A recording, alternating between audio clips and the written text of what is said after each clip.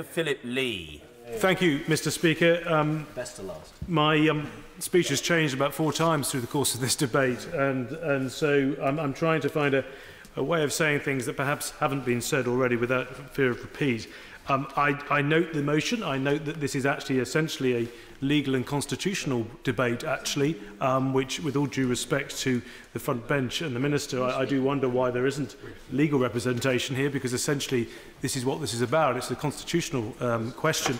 But we cannot avoid the fact that it is the complexity of Syria, and indeed that region, that actually has made us come to need to have this debate, and I congratulate the member for Billericay for securing it. I say that because I look up at the screen and it says arms to Syria. Actually, I wonder whether it should say arms to the Middle East, because we are considering arming, say, the Free Syrian Army, but we also have arms contracts going back many, many years with Saudi Arabia and other countries in the region.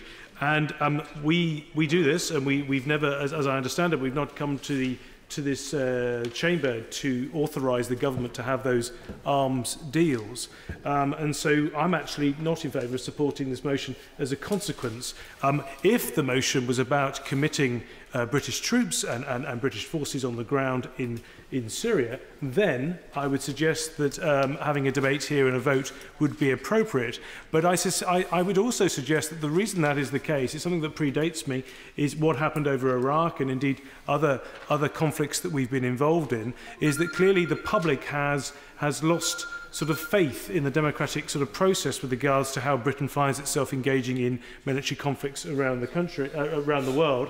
And in view of the fact that all I actually see in the world at the moment is increasing chaos, I suspect that we are going to find ourselves involved in other conflicts in the Middle East in the near future, and we need to take the British public with us, which I think would involve us having to feel like we can go back to our electorates, our constituencies, and make the case for that intervention. Because if one looks at Syria, Syria is a country created by colonial penstrokes. It's sort of Sykes-Picot. Other countries across the Middle East are also similarly created by former colonial masters.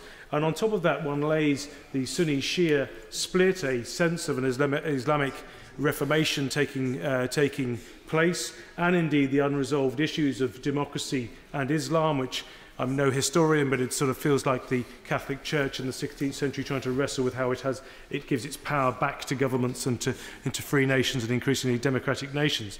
And I think that the complexity and the fact that we're trying to look at these issues through the prism of countries that actually probably will not exist in 10 years' time, there will be fragmentation.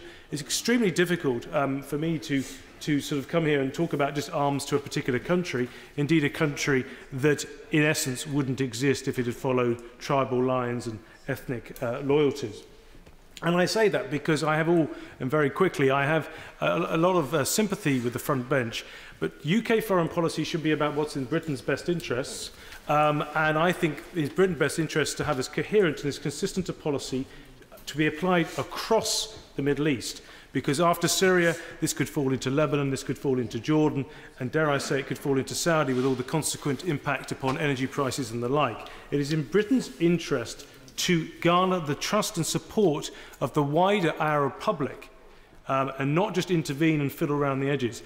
I could come here and vote for a commitment on the ground in the Middle East. I struggle to come here to vote for a commitment just to arm one particular force.